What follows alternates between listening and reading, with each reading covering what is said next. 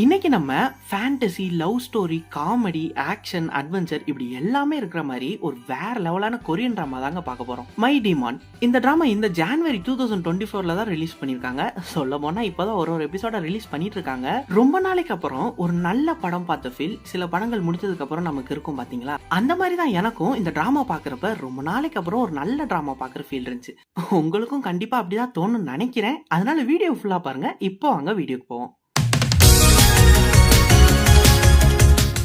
எபிசோடோட ஸ்டார்டிங்லே ஒரு voice over கேக்குது. என்னன்னா, டீமான்ஸ் எப்பவுமே மனுஷங்களோட மனுஷங்களா தான் இருப்பாங்க. அவங்க மனுஷங்களை காக்குற கார்டியன்ஸாவும் இருந்திருக்காங்க அப்படின்னு.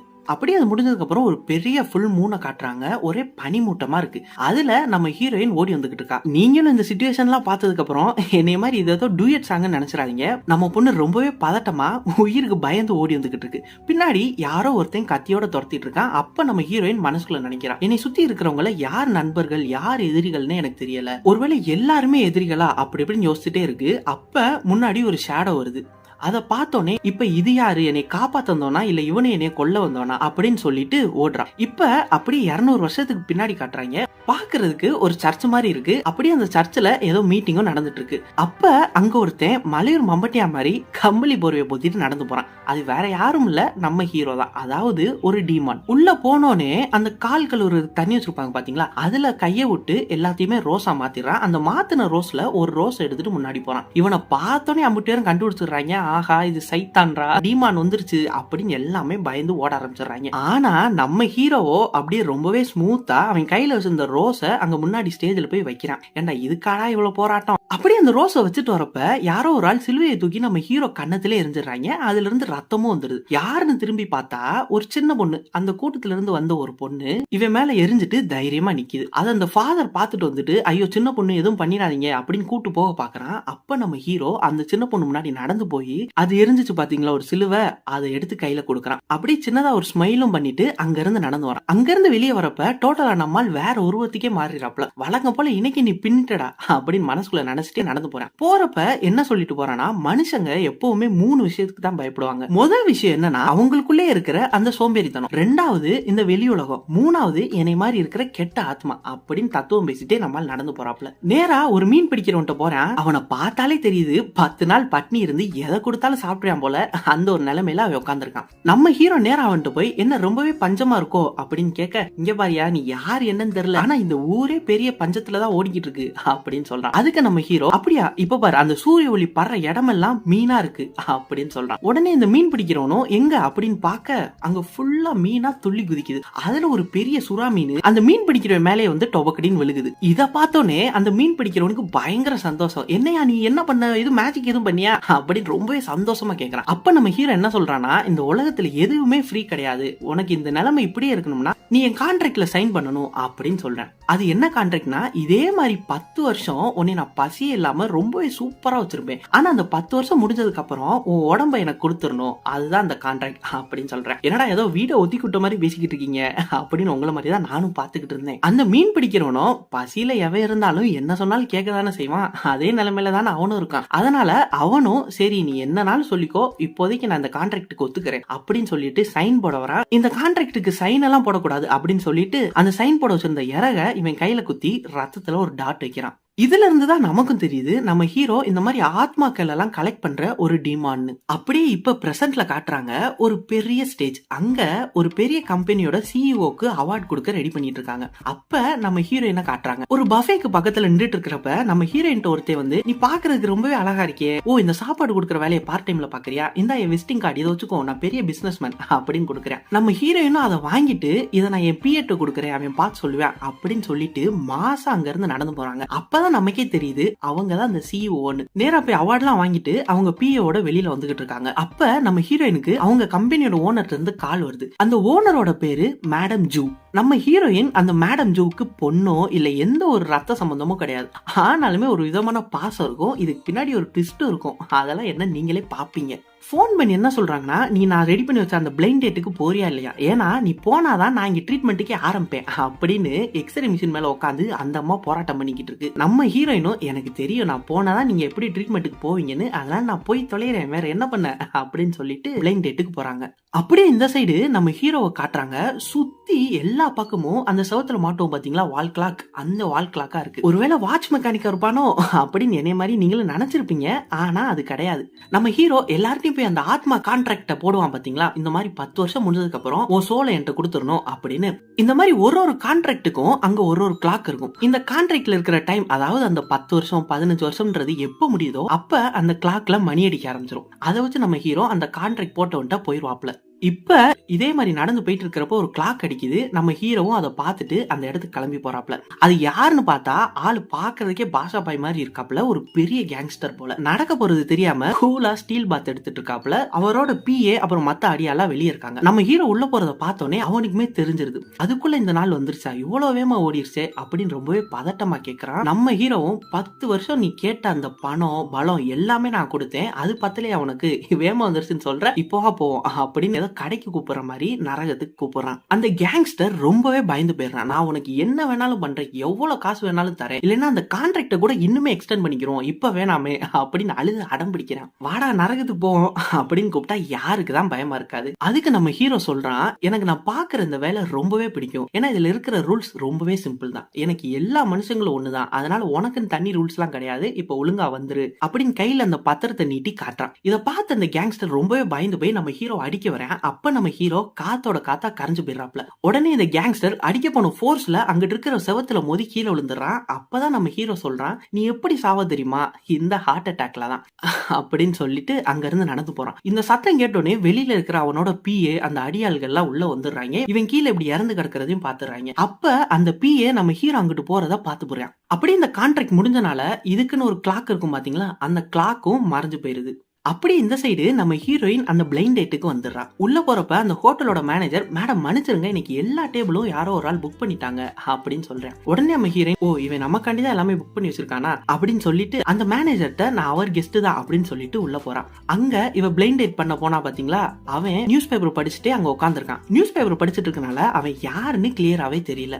நம்ம ஹீரோயின் இங்கிட்டு, ஆஹா இவன் பெரிய பணக்காரனா இருப்பான் போலயே, கண்டிப்பாவே அந்த மேடம் ஜூவோட சொந்தக்காரனா தான் இருப்பான், பேசாம அவங்களே கல்யாணம் பண்ணிக்க வேண்டியதானே, ஏன் என்னைய போட்டு பாடாப்படுத்துறாங்க அப்படின்னு மனசுல நினைச்சிட்டு அங்க போறான். அவன் அந்த நியூஸ் பேப்பர் வச்சிருக்கறனால யாருன்னு சரியா தெரியல. அதனால நம்ம ஹீரோயின் இங்கிட்டு பேசிட்டு இருக்கான், எனக்கு இந்த பிளைண்ட் டேட்லாம் சுத்தமா பிடிக்காது, என்னை அனுப்புனாலதான் நான் வந்தேன், எனக்கு நிறைய வேலை கிடக்குது, எனக்கு எந்த ஆம்பளைங்க மேலயுமே விருப்பமே கிடையாது அப்படின்னு சொல்லி முடிக்கல. அதுக்குள்ள அந்த நியூஸ் பேப்பரை எடுத்துறான். அது யாருன்னு பார்த்தா நம்ம ஹீரோ.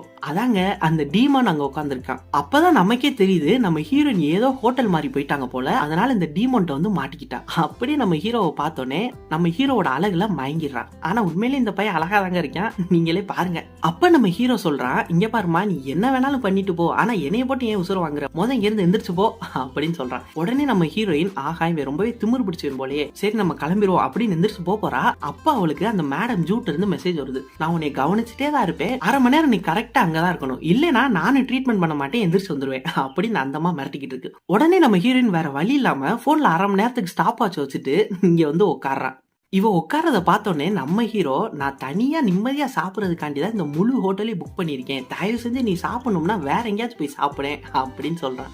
அதுக்கு நம்ம ஹீரோயின், அதை தாண்டா நானும் சொல்றேன், ஊர்ல எவ்வளவோ ஹோட்டல் இருக்குல்ல, நீ வேணா மத்த ஹோட்டல்ல போய் சாப்பிடு அப்படின்னு சொல்லிட்டு அங்கேயே உட்காந்துறான். நம்ம ஹீரோவும், ஆஹா இவ சரியான திமிர் பிடிச்ச போலயே அப்படின்னு மனசுல நினைச்சிட்டு அவளை பாக்குறான். அதே நேரத்துல இந்த சைடு இங்கிட்ட ஒருத்தன் ஹோட்டல்ல உட்காந்துருக்கான். யாராவே அமெரிக்கா மாப்பிள்ள மாதிரி இருக்கான்னு பார்த்தா இவன் தான் நம்ம ஹீரோயின் கூட பிளைண்ட் டேட் பண்ண வந்திருக்கிறவன். நம்ம ஹீரோயின் மாத்தி வேற ஹோட்டலுக்கு போனனால இங்கிட்ட நம்ம பையன் உட்காந்து நம்ம ஹீரோயின் என்னெல்லாம் பேசலாம்னு மனப்பாடம் பண்ணிக்கிட்டு இருக்கான். விடுங்க பாசு, அமெரிக்கா மாப்பிள்ளனாலே இதான் நிலைமை. அப்படி இந்த சைடு நம்ம ஹீரோ ஹீரோயினும் சாப்பிட ஆரம்பிச்சாங்க. நம்ம ஹீரோயின் இன்னுமே நம்மள பிளைண்ட் டேட் வந்தவன் தான் நினைச்சு நம்ம ஹீரோ கூட உட்காந்து சாப்பிட்டுட்டு இருக்கா. நம்ம ஹீரோ அந்த சாப்பிட வச்சிருந்த பொருள் எல்லாம் அழகா ஒரு பொம்மை மாதிரி செஞ்சு சாப்பிட்டுக்கிட்டு இருக்கான். அதை நம்ம ஹீரோயின் பார்த்துட்டு, ஐயா இவனடா குழந்தை மாதிரி பண்ணிக்கிட்டு இருக்கான் அப்படின்னு சொல்றா. அது நம்ம ஹீரோக்குமே கேட்டது. இப்படியே இவங்க 2 பேரும் சும்மா இப்படி பேசியே சண்டை போட்டுக்கிட்டு இருக்காங்க. அப்ப நம்ம ஹீரோயின், நமக்கு எப்படி ஒத்து போலன்னு என்ன பதில் சொல்றது அப்படின்னு அந்த பிளைண்ட் டேட் ஒத்து போலன்றத பத்தி சொல்றா. அதுக்கு நம்ம ஹீரோ அதை புரிஞ்சுக்காம, ஏமா உனக்கு என்னதான் வேணும், நீ என்னதான் சொல்ற அப்படின்னு கேட்க, நான் ஒண்ணு இதை வேணும்னே பண்ணல, எல்லாம் மேலிடத்துல இருந்து வந்த உத்தரவுனாலதான் எல்லா பிரச்சனையும் அப்படின்னு சொல்லிடுறா. அதை கேட்டோடனே நம்ம ஹீரோ என்ன நினைச்சு போடுறாப்ல, மேலிடன்னு சொன்னோடனே ஆஹா இவளுமே நம்மள மாதிரி ஒரு டீமான் போல அப்படின்னு நினைச்சிடறேன்.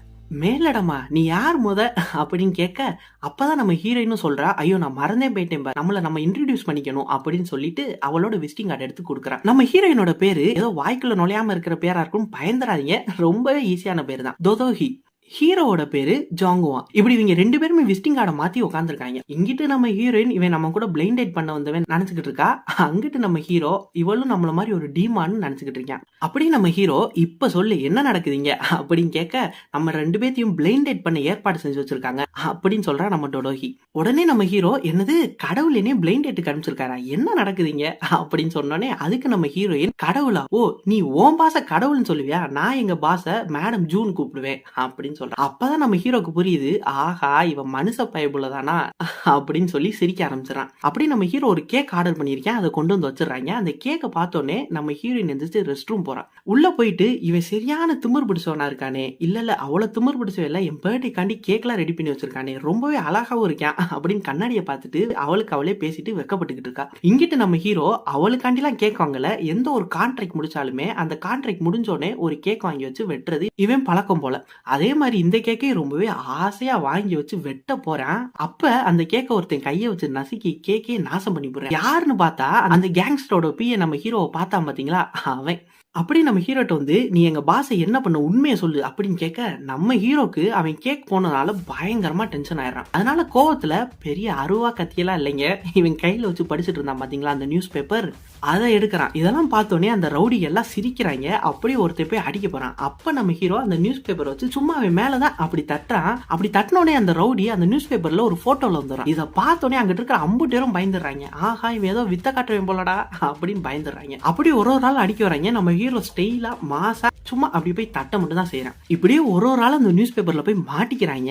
அப்படியே அந்த பிஏவும் உள்ள போயிடுறான். சண்டையே முடிஞ்சிருது. அப்படியே நம்ம ஹீரோயின் ரெஸ்ட் ரூம் போயிட்டு வெளியே வரா. அங்க நம்ம ஹீரோ இல்லாத பார்த்துட்டு என்னடா ஆளை காணோம் அப்படின்னு சொல்லிட்டு கார்ல ஏறி கிளம்பிடுறான். நம்ம ஹீரோவும் ரெஸ்ட் ரூம் போயிட்டு, ஒரு மாசத்துக்கு முன்னாடி ரிசர்வ் பண்ணி வச்சோமே இந்த ஹோட்டல்ல கேக் சாப்பிடலாம்னு, இப்படி ஆகி போச்சே அப்படின்னு கண்ணாடியில பார்த்துட்டு அவனும் கிளம்பிடுறான். போறப்ப அந்த நியூஸ் பேப்பர் வச்சுட்டு அப்படின்னு தட்டிட்டு போறாப்ல.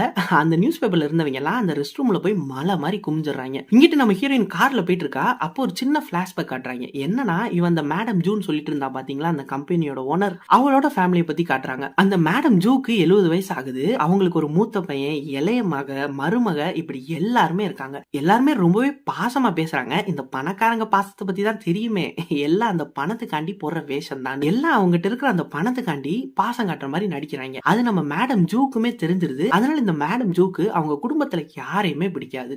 அதனாலே என்னவோ நம்ம இந்த தொதோஹியை ரொம்பவே பிடிக்கும். அவங்க இல்லாம ஒரு போட்டோ கூட எடுக்கலைன்னா பாத்துக்கோங்க அவங்க பர்த்டேக்கு. இவங்களுக்கு இப்படி நம்ம தொதோகியை ரொம்பவே பிடிக்கிறனால அவங்க குடும்பத்துல இருக்க எல்லாத்துக்கும் நம்ம தொதோகியை சுத்தமா பிடிக்கல. ஒருவேளை இவங்க சொத்தெல்லாம் சாகிறதுக்கு முன்னாடி கிளவி இவளுக்கு எழுதி வச்சிருமோ அப்படின்னு எல்லாம் பதட்டத்திலேயே நம்ம தொதோகி மேல ரொம்பவே கோபமா இருக்காங்க. அப்படி நம்ம ஹீரோயின் தொதோகி கார்ல போயிட்டு இருக்கா. அப்ப அவளுக்கு ஒரு போன் வருது. நான் யார் என்னன்றதெல்லாம் முக்கியம் இல்ல, இந்த விஷயம் போன்ல பேசுற விஷயமும் கிடையாது, ஆனா என்னால உன்னை அந்த கம்பெனிக்கு சேர்மன் ஆக்க முடியும் அப்படின்னு சொல்றேன். அதனால நீ நல்லா யோசித்து பார்த்துட்டு எனக்கு போன் பண்ணு அப்படின்னு சொல்லிட்டு வச்சிருக்கா. இதை கேட்டோன்னே நம்ம ஹீரோயின், ஆஹா இவங்க இந்த சேர்மன் பதவி போற இந்த நாய் சண்டை பேய் சண்டை எல்லாம் என்னையும் இழுத்துட பாக்குறாங்க, எனக்கு அதெல்லாம் வேணவே வேணாம்பா, எனக்கு ஒரு பீஸ்ஃபுல்லான வாழ்க்கை வேணும் அப்படின்னு சொல்லிட்டு போயிடுறான். அப்படி நம்ம ஹீரோயினுக்கு அந்த மேடம் ஜூட் இருந்து ஒரு மெசேஜ் வருது. என்னன்னா நீ என் கூட இருந்ததுக்கு ரொம்பவே நன்றி, நம்ம சொர்க்கத்துல சந்திப்போம் அப்படின்னு மெசேஜ் போட்டுட்டு இருக்க அந்த கிழவி. இதை பார்த்தோன்னே நம்ம ஹீரோயின் ரொம்பவே பதட்டமாகி ஒருவேளை இறந்துருப்பாங்களோ அப்படின்னு நினைச்சிட்டு நேரா அவங்க இருந்து ஹாஸ்பிட்டலுக்கு போறான். அங்க போய் பார்த்தா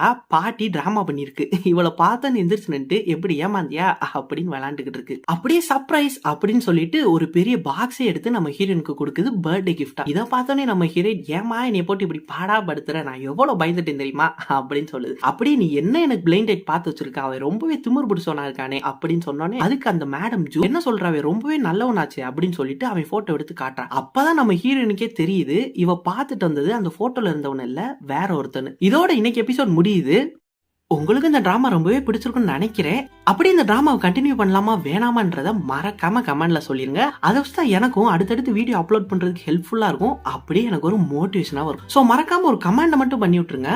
அப்படியே அடுத்து எல்லா எபிசோடும் பாக்குறதுக்கு மறக்காம அந்த பெல் பட்டனே அமைக்கி விட்டுருங்க. ஏன்னா ஃபர்ஸ்ட் எபிசோட்ல இருக்கிற பாதி பயப்புலிகளை செகண்ட் எபிசோட்ல காணோம். என்னன்னு பார்த்தா அடுத்தடுத்த வீடியோஸ் அப்லோட் பண்றதே தெரியாம இருக்கு. அதனால மறக்காம அந்த பெல் பட்டனை மட்டும் ஆன் பண்ணி வச்சிட்டீங்கன்னா எப்பெல்லாம் வீடியோ அப்லோட் பண்ணாலும் உங்களுக்குமே நோட்டிஃபை ஆகி பாக்குறதுக்கு ரொம்பவே ஈஸியா இருக்கும். ஓகே गाइस, அடுத்த வீடியோல பார்ப்போம். இல்ல அடுத்த எபிசோட்லயே பார்ப்போம். Take care all. டாடா.